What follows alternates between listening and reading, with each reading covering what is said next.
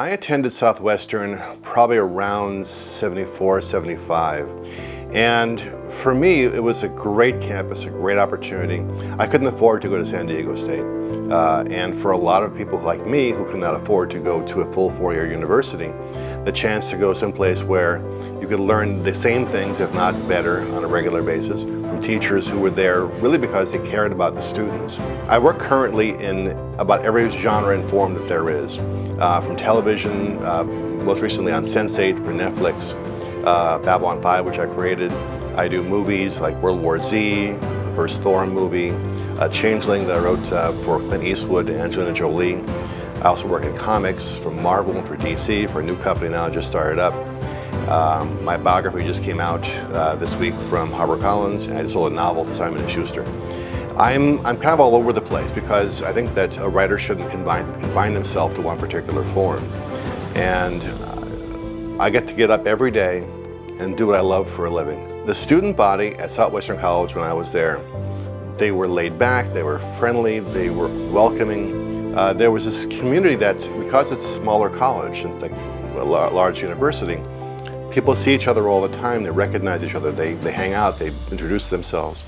And the consequence of that is it really feels more like a family environment when you're at Southwestern College than a machine like some universities can feel. In a very strange way, Southwestern College prepared me for where I am now by creating a pattern that persists to this day. One reason that I've been able to make a living as a writer is by always experimenting and changing and trying different things. And a lot of that was drilled into me at Southwestern. Because Southwestern College is very supportive of its students, I believe strongly in the Jaguar Pantry. I've contributed there a lot over the years. I've always encouraged my fans on my birthday or thereabouts to say, rather than giving me a happy birthday or regards or whatever else, contribute to the Jaguar Pantry. Because when I was a student, both at Southwestern and San Diego State, whatever money I had, I used for writing supplies and tuition, not food. There was a point where I was 6'4", weighed 140 pounds. I know what hunger is, and Southwestern has always made it a point to look after its students. Again, going back to that sense of community. And for that alone, they deserve great plaudits. Nobody ever makes it in this country alone. I don't care how much these self-made millionaires say I did it on my own. You didn't. You went to schools that were partially publicly supported. You transport your goods in public roads. No one makes it alone. So because we don't make it alone, I think it's important, if you achieve any measure of success at all, to send the elevator down for the next guy. We have an obligation to each other. This country was founded on the notion that we are better together than we are apart. We're not hearing much of that at the moment.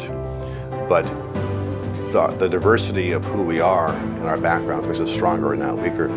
And part of that is the willingness to extend a hand down to the next guy on the rung to say, let me give you a hand up to get to where I am. And so for me, I've dedicated my life to trying to help up the next generation of writers and dreamers and artists. I think it's important, whatever your background, to say, is my legacy going to be I made a lot of money?